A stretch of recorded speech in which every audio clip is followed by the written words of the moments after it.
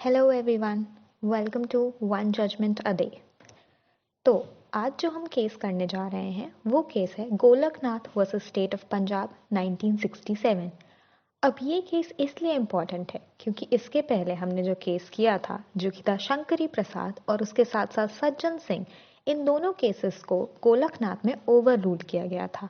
अब सज्जन सिंह और शंकरी प्रसाद इन दोनों में ये बोला गया था कि आर्टिकल 368 के थ्रू फंडामेंटल राइट्स को भी अमेंड किया जा सकता है और आर्टिकल 13 का यहाँ पर कोई भी रोल नहीं होगा। इस केस की शुरुआत भी एक लैंड एक्विजिशन एक्ट से ही हुई थी। तो पंजाब में जब security and land tenures act आया तो उस समय पे जो ये दो गोलकनाथ ब्रदर्स थे, इन लोगों के पास कुछ 500 एकड़ से ज़्यादा की ज़मीन थी।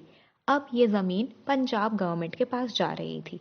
तो इन्होंने आर्टिकल 32 के तहत ये पिटिशन फाइल की और उन्होंने कहा कि जो प्रॉपर्टी जो ये गवर्नमेंट ले रही है आर्टिकल 368 के अंडर चेंजेस करके ये फंडामेंटल राइट्स को वायलेट कर रहा है। तो इस केस में मेनली दो इश्यूज थे। पहला इशू कि क्या जो अमेंडमेंट किया जाता है उसको भी हम लॉ का दर्जा दे सकते हैं आर्टिकल 13 क्लॉज 2 के तहत, क्योंकि शंकरी प्रसाद में यही बोला गया था कि अमेंडमेंट अलग होता है और लॉ अलग होता है। तो पहला इशू यही था कि क्या अमेंडमेंट और लॉ सेम है या फिर वो दोनों अलग अलग हैं। और दूसरा इशू ये था कि क्या फंडामेंटल राइट्स को भी अमेंड किया जा सकता है पार्लियामेंट के थ्रू। तो क्या पार्लियामेंट के पास ये पावर है कि वो फंडामेंटल राइट्स को भी अमेंड कर सके इवन दो आर्टिकल 13 एग्जिस्ट करता है। तो कोर्ट ने इन दोनों इश्यूज को एक एक करके हैंडल किया। तो पहला इशू जिसने अमेंडमेंट और लॉ के बीच में एक डिफरेंस क्रिएट किया था, इस पे कोर्ट ने बोला कि अमेंडमेंट और लॉ दोनों एक ही चीज़ हैं। कोर्ट ने कहा कि आर्टिकल 368 में बोला गया है कि पार्लियामेंट के पास अमेंडमेंट करने की पावर है। तो कोर्ट ने कहा कि ये एक प्रोसीजरल लॉ है, ये बता रहा है कि पार्लियामेंट के पास कौन सी पावर है, अमेंडमेंट करने की पावर है।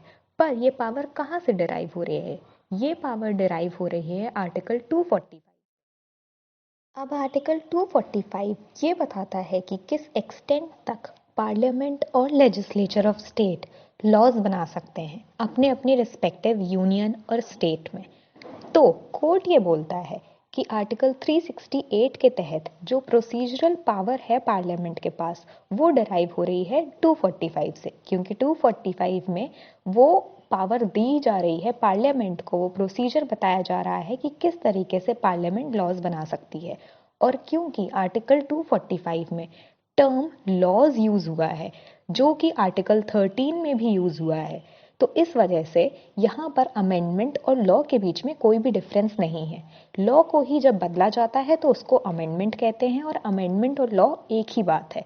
और इस वजह से कोर्ट ने ये बोला कि शंकरी प्रसाद और सज्जन सिंह में जो कहा गया था कि लॉ और अमेंडमेंट दोनों अलग अलग चीज़ है, ये सही नहीं है। और इस वाले पॉइंट पे कोर्ट ने पुराने केसेस को ओवर रूल कर दिया। इसके साथ ही जो दूसरा क्वेश्चन था कि क्या फंडामेंटल राइट्स अमेंड हो सकते हैं, क्या पार्लियामेंट उन्हें अमेंड कर सकता है, इसका आंसर भी ये आया कि नहीं, फंडामेंटल राइट्स को अमेंड नहीं किया जा सकता है। क्योंकि अगर हम अमेंडमेंट और लॉ दोनों को एक चीज़ मान लेंगे तो फिर आर्टिकल 13 आर्टिकल 368 के पावर को कर्टेल कर लेगा और इस वजह से फंडामेंटल राइट्स को अमेंड नहीं किया जा सकेगा। तो इवेंचुअली कोर्ट ने यही जजमेंट दिया कि नहीं, फंडामेंटल राइट्स को अमेंड नहीं किया जा सकता है।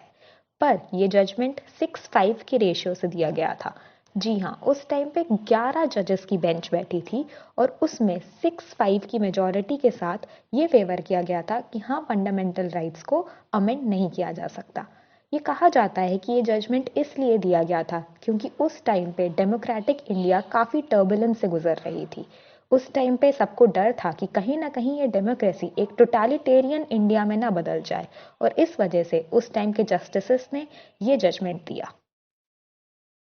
इस केस के बाद गवर्नमेंट काफ़ी और भी नए सारे अमेंडमेंट्स लाई और उनके थ्रू काफ़ी सारे चेंजेस किए।